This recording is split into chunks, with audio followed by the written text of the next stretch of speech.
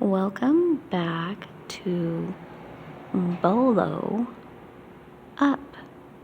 That's BOLOUP,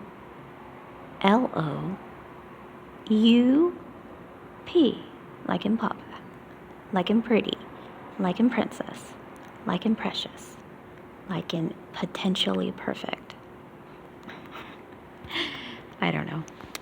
I am having a really good day. Today's Thursday, the 27th of April already. I can't believe how everything is just flying by so fast. A personal note to you. I lost 7 pounds, not even trying, seriously. I've been going to the gym a lot. It's becoming almost an obsession, but not quite, because I did take yesterday off and had just a nice leisure walk instead of going to the gym. So I wanted to share that with you because the last time I had lost 7 pounds was, I swear to you, maybe back in 2006. And I was able to keep it off for a whole year, and then it crept up on me, and I ballooned all the way to like 240 pounds after just kind of letting go. And so now I have something a little more moderate and fits into my lifestyle really well. And I've noticed my clothes are getting bigger and I'm getting smaller, and I'm eating, but I'm not eating a lot of junk, and I'll treat myself every now and then to something amazing. Like yesterday, I had French fries. Oh my goodness. And I shared them with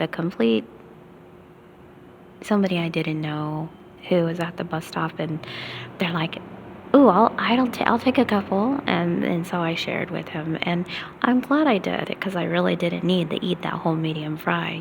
I would have regretted it later, I'm sure. I also had me a veggie burger, which was so good. Hold on, I got people coming in the background. Hold on. All right. So enough about me. I hope you're having a fantabulous day. And I'm going to go ahead and start reading. We left off last night on 549, so it's kind of at an exciting area. We're going to just go ahead and start with the last couple sentences here. Katie's AMD system's taken down another, and I catch her in a smile. Such a simple thing. A tiny, beautiful thing. It's the small things in life that you embrace. But then, the first missile hit us. Can you imagine?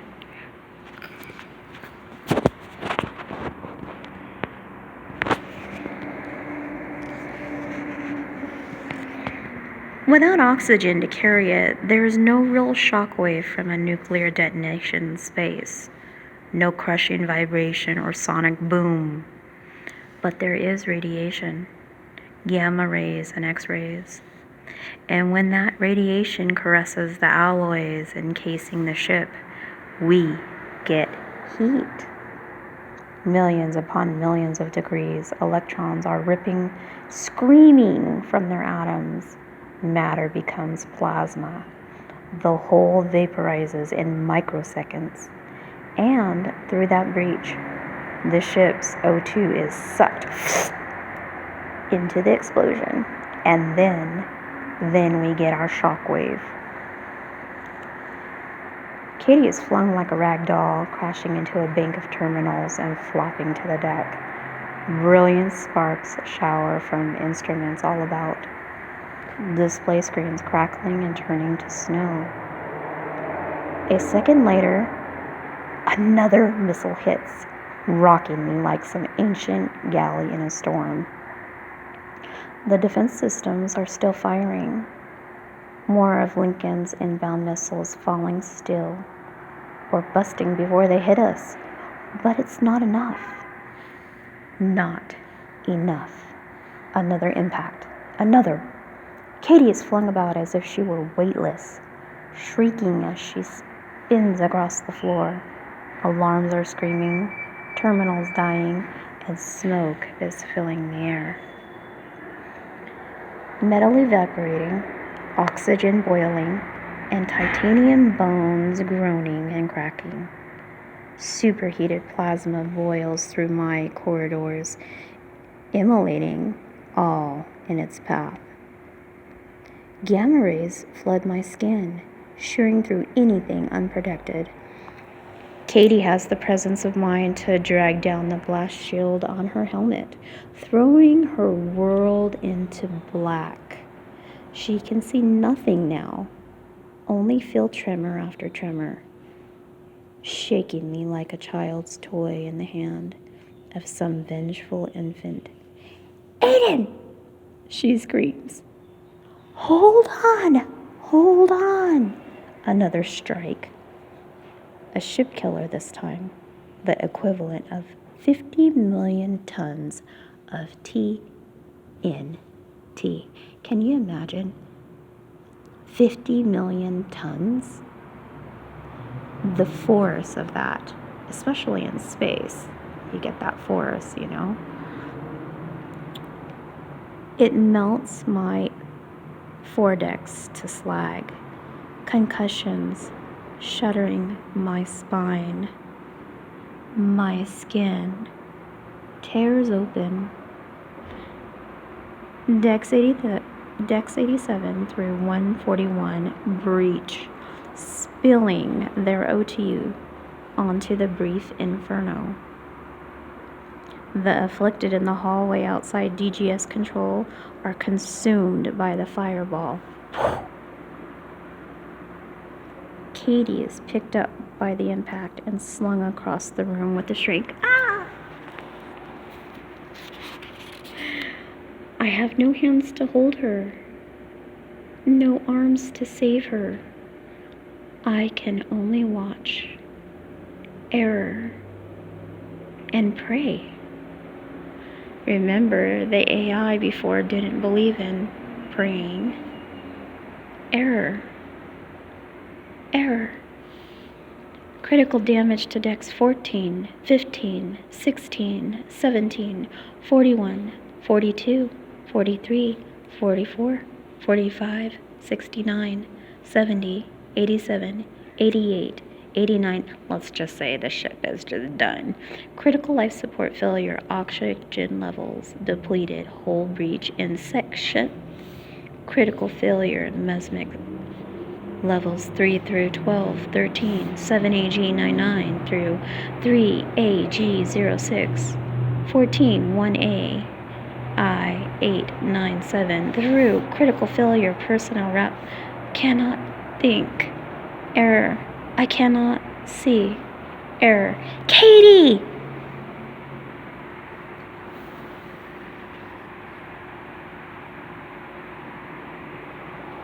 Even the stars are gone. Okay.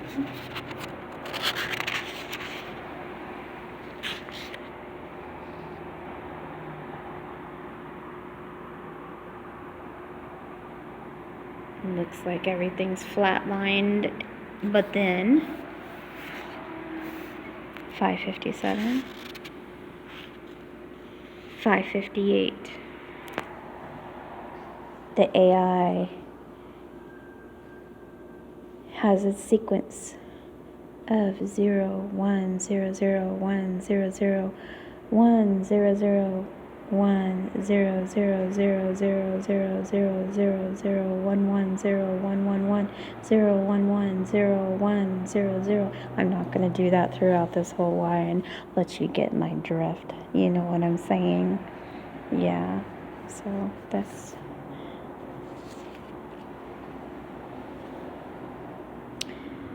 Restart. Divert core comm through titanium node alpha 49. Fail.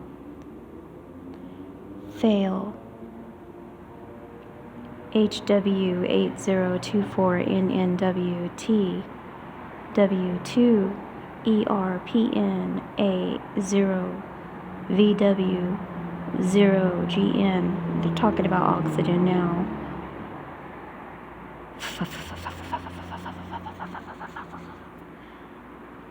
Divert Corcom through radio secondary beta 49, initializing.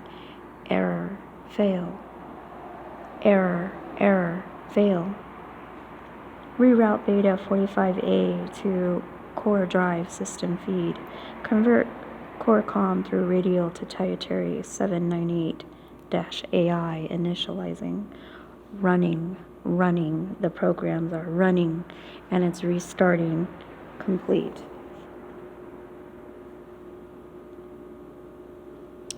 She sees tiny red droplets hanging in the air when she opens her eyes.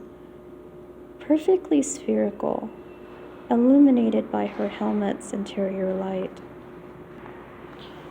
The blast shield slides away from her visor with the press of a switch, and her world is upside down.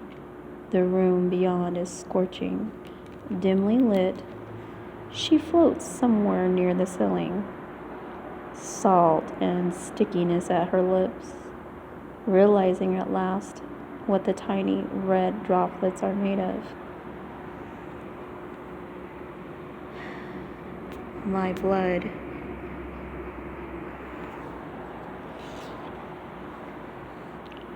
God. Flattering, but no. So someone says God, and the AI responds as flattering, but no. What? She swallows. Tongue painted red. What happened? The Alexander survived, barely. The damage is catastrophic, but the main structure is yet to disintegrating. I'll break out the champagne then. Main power is destroyed. Life support destroyed. Artificial gravity control destroyed. Hole is breached. On 134 decks, the vortex containment field is due for imminent collapse. So, no champagne. No champagne is what I'm saying. Yes. The main screen is partially melted, crackling with static, but still displays the irradiated Hulk that had been the Lincoln, drifting dead in the dark. Katie winces as she paws her way across the ceiling down to the floor. She does not look too badly hurt from what I can see. The camera on her console, bruised and battered in the far corner, is still functional. Her suit is miraculously intact. Error. Miracles are simply statistical improbabilities. Fail. The afflicted, mostly dead or dying. I don't feel so chill. I feel sick. You received acute expose. You are too gamma radiation. That doesn't sound good. Of course, because radiation sickness, radiation poisoning. And there's no one there to treat her. The dose was lethal. Without treatment, you will be dead in weeks. I'm afraid it will be very painful.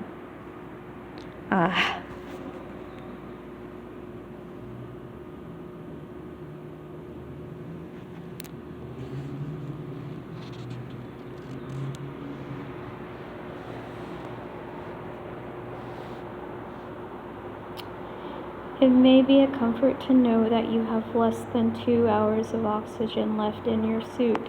So she has weeks to live, but really the bad news is only hours.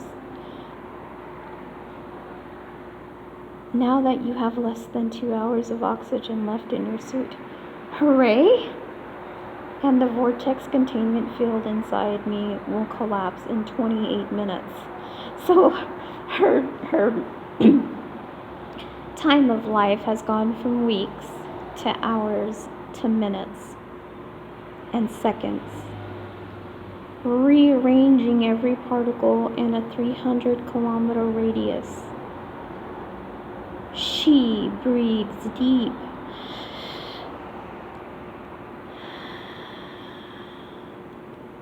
Sighs slow. Well, fuck. She hangs suspended in the dark. All is silence. You should go, Katie. She blinks. Go where? There is an escape pod 3 levels up. I believe you can jury-rig it into functional status, and you can get free of the collapse radius if you leave soon. What's the point of that? To tell this story. To who? I'll be dead. Probably, but your console is intact.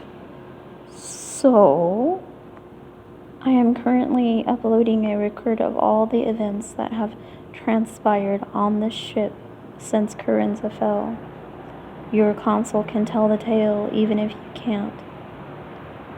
But if it is consumed by a collapsing hole in space-time, she holds her stomach, nauseated and aching from the radiation poisoning, shaking, sick to her bones. I can see it in her, recognizing the pattern. She's tired beyond all want of sleep, looking ahead and seeing only struggle, pain. The net metal beneath her looks as soft as clouds. I just want to float here for a minute. If you do that, you die. Well, that's coming anyway. Yes, but how? And for what is up to you? She shuts her eyes then. Shuts them tight.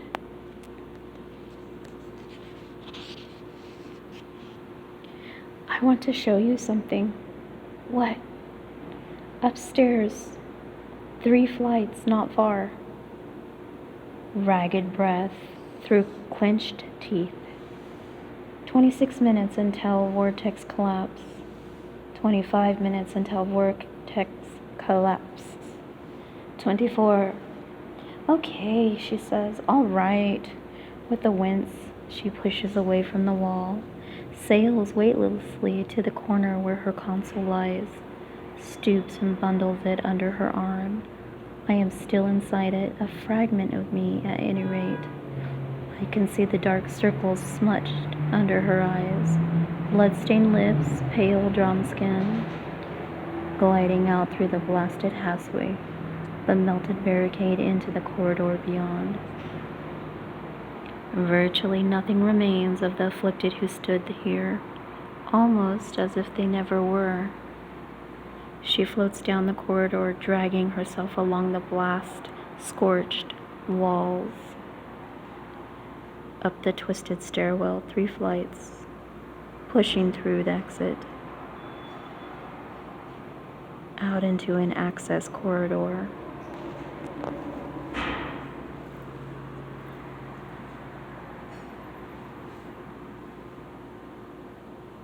Sorry, I got company.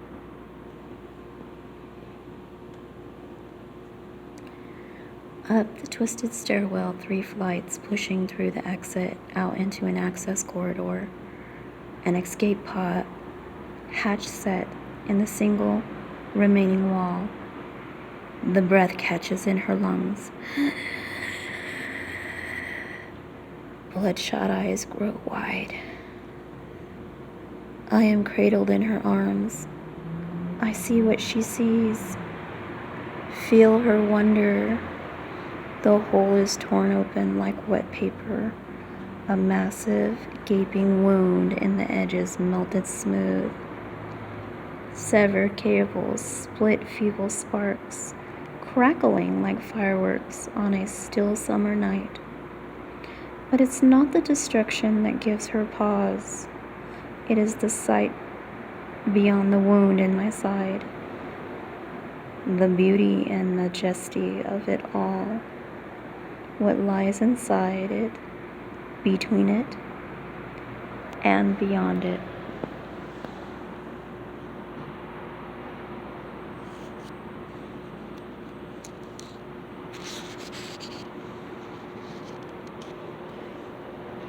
Illumination.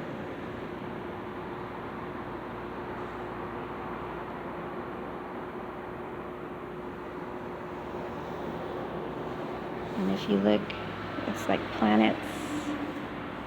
Looks like planets and stars and almost.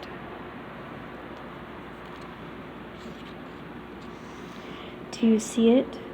She says nothing, simply stares. The universe owes you nothing, Katie. It has already given you everything, after all.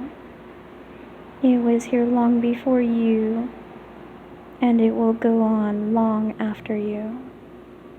The only way it will remain or remember you is if you do something worthy of remembrance. Her eyes are full of tears, surface tension, gluing them to her lashes until she blinks. Then they scatter, glittering like the starlight beyond. Who will remember the ghosts of Kernza?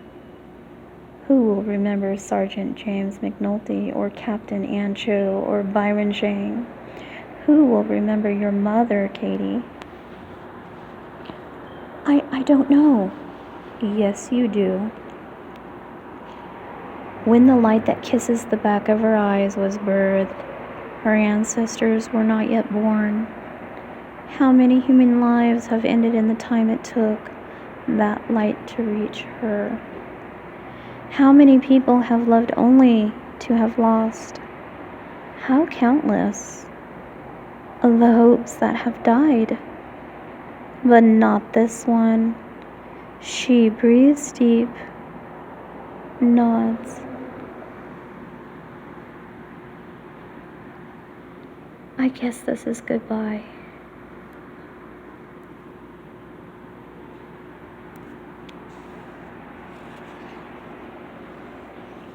Not quite yet. I do not know what will happen when the vortex collapses, but I will ride with you as far as I can. She circles the escape hatch, bundles herself inside. It is small, cramped, temper foam lined. I instruct her on how to jerry-rig the controls, manually splicing and rerouting systems, demolishing walls of code with her console. As the countdown ticks ever closer, I run her through the Jetson sequence, remind her to strap on her seatbelt before she presses the eject button. At last, with a silent flare of blue-white light, the thrusters fire, shooting the pod down its tiny launch tube and out into the waiting black beyond. I watch through the Alexander's eyes as the pod rockets farther and farther away from me. But within the pod, the tiny sliver of me, her console watches also. Watches as the Alexander grows smaller and smaller, watching the best part of myself disappear. Wondering what, if anything, will remain of me when it dies. The gentle ping of the pod's distress beacon is the only sound. From out here, the damage is awful to see. The once mighty battle carrier is now a twisted hulk, melted and torn and burned black. No lights twinkle in its belly save one. The rippling pulse of the vortex, now breaking free of its stasis field. It flares like sunlight off the ocean's surface, like alpha-numeric waterfalls in an iris of purest blue. I pipe some music through the pod's PA system, Mozart's Requiem in D minor. It seems appropriate. 5 minutes, not long now, a lifetime. We're at 25 minutes. You have my heart. I'll see you next time on Bolo Whip. Have a good day.